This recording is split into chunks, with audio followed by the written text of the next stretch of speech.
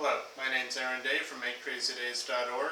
Today, I'm going to show you how to reload 9mm cartridges. Here are a number of reusable items when reloading your own cartridges. A couple loading manuals, fired shell casings, a tumbler with crushed walnut shell media, a set of dies and a press, a primer pocket cleaner, a scale which measures in grains, and a set of calipers. The consumable items used in reloading are fired shell casings, primers, powder, and new bullets. Crushed walnut shell media is loaded into the tumbler as an abrasive to clean grit and burned powder residue off the shell casings.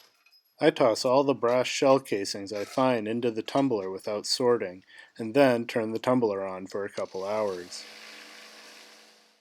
The contents of the tumbler is poured into a sieve and agitated by hand to get the media out of the empty shell casings.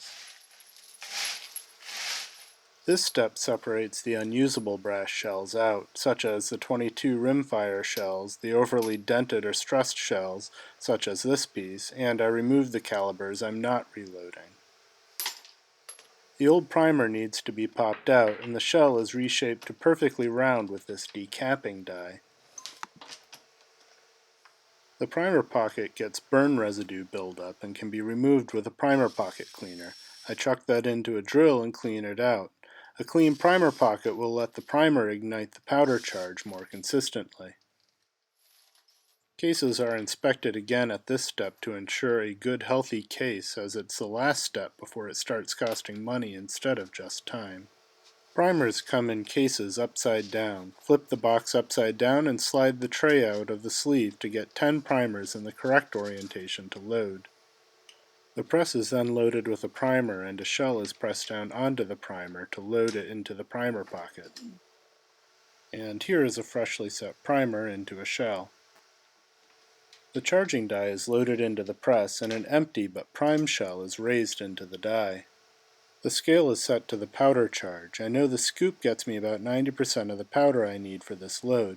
I then trickle the remaining weight onto the scale until it is perfect. And the powder is then poured into the funnel at the top of the charging die, and the case is lowered. I usually charge about 10 cartridges at a time before moving on to the next step. Though powder charges are by weight, I like to visually inspect 10 cartridges at a time to verify they appear similar. Any major discrepancy and I toss them all back into the powder container. The bullet seating die is loaded into the press. Each charged cartridge then gets loaded into the press with a bullet set on top. Then the press is raised into the die and the bullet is seated. Finally, the cartridge is measured for overall length to verify the cartridge falls within the recipe, and it's ready to be fired. Yeah, you're good. All right.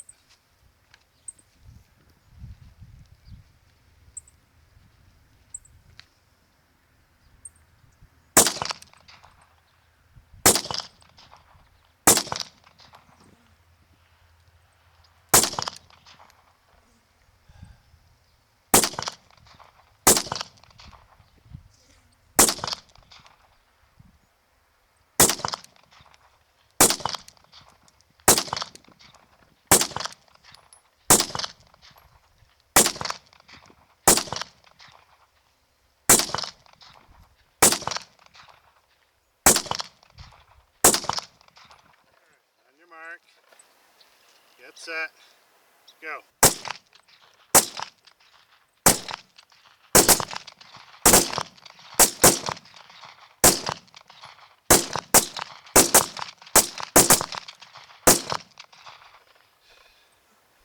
I evidently took a lot longer to get started shooting.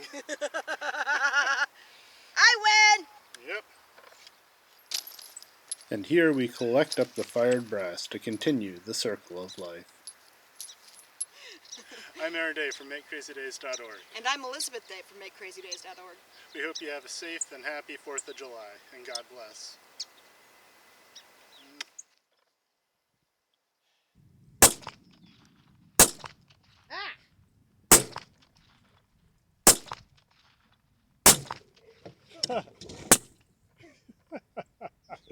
Might as well get the last one. I gotta not hit your phone.